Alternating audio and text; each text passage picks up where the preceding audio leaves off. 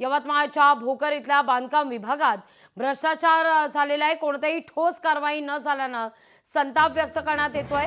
मुख्यमंत्री साहेब मला न्याय द्या अन्यथा मंत्रालयासमोर उपोषण करणार असा सामाजिक कार्यकर्ते रमेश गिरोलकर यांचा इशारा आहे।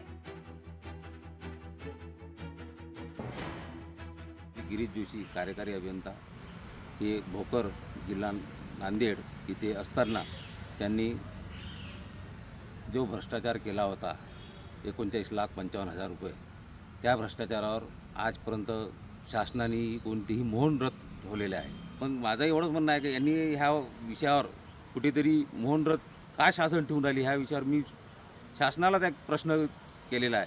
मी या अगोदरही म्हटलं आहे माननीय मुख्यमंत्री साहेबांना भेटायचं आहे मला। आता अधिवेशन संपलेलं आहे, मी आता जमलं तर पुढच्या आठवड्यात मी मुंबईला जाणार आहे आणि मी मंत्रालयासमोर उपोषण बसणार आहे। लोकशाही मराठी ऐका, पहा, जागरूक रहा।